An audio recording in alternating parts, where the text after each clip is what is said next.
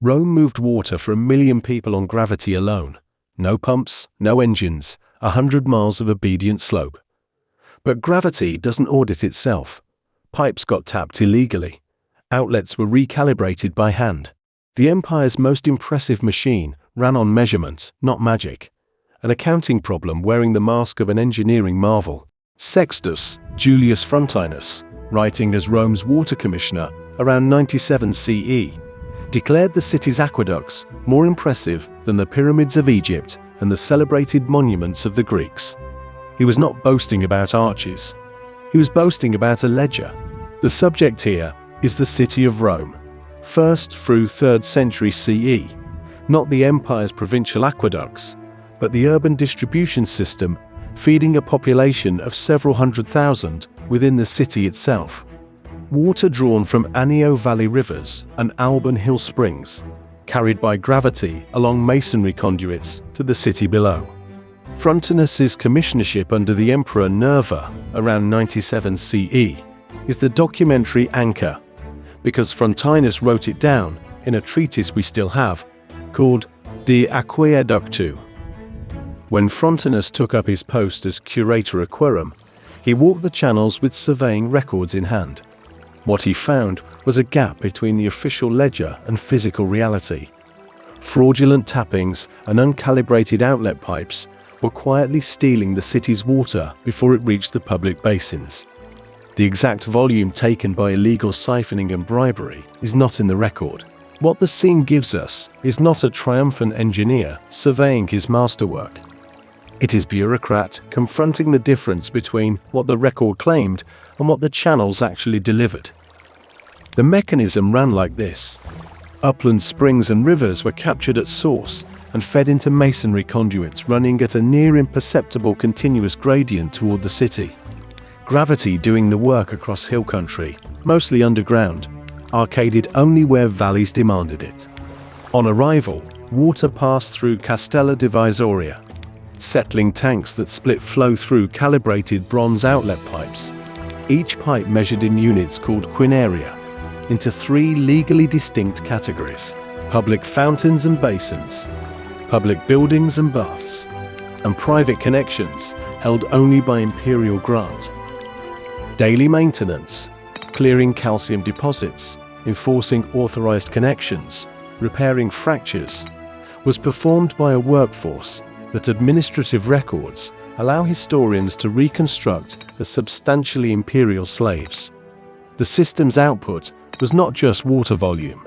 It was administered allocation, who received how much, measured by pipe calibration and recorded in the commissioner's ledger. That ledger is where the scale becomes meaningful. Frontinus records total delivery in Quinaria units divided across his 3 recipient categories. Scholars debate whether the Quinaria measured actual volumetric flow or only the cross-sectional area of the pipe. Because of that uncertainty, modern reconstructions of total daily delivery range between roughly 500,000 and 1 million cubic meters, worked backwards from Frontinus's figures, not counted directly. The raw volume, whatever it was, is not the significant dimension anyway. The significant dimension is allocation. For most residents of Rome, water meant a walk to a public lacus, a street basin, not a pipe at home. Private connections were an imperial privilege held by a small fraction of the population. The disproportion between public fountain and private pipe was a map of social standing, enforced by calibrated bronze and administrative authority. Frontinus himself frames the system's value not as bulk but as control, and ranks it above the pyramids on exactly those grounds. The pyramids were idle mass. The aqueducts were useful, continuous, and governed. De Aqueductu is the best evidence we have for how the system worked. It is also a document of what the administration wished were true. The volume lost to illegal tapping is unknown. The Quinaria figures may record pipe sizes rather than actual flow, which means the totals, Frontinus presents, may be administrative idealizations rather than physical measurements. The maintenance workforce that kept the channels running was substantially enslaved. its conditions and numbers inferred from administrative records rather than directly enumerated. The control system was real, but the ledger was also a claim about control, not a perfect measurement of it. Frontinus's role as curator aquarum and the existence of De Aqueduct II are known. His explicit comparison of the aqueducts to the pyramids is in the text. The use of Castella Divisoria with calibrated outlet pipes to divide flow into legally distinct categories is known. The number of aqueducts feeding the city, 11 by the 3rd century CE, is a defensible count. How much water was lost to leakage, evaporation, and illicit tapping is debated, and for the illegal portion specifically, the number is simply not in the record.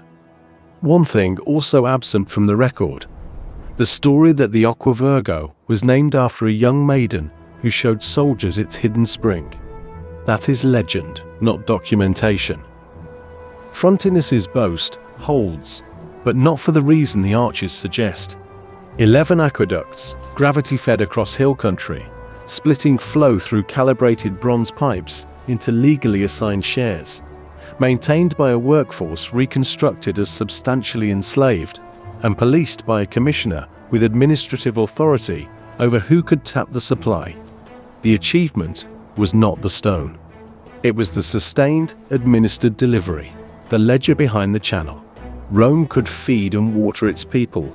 Moving them, and moving everything else, required a different kind of machine entirely.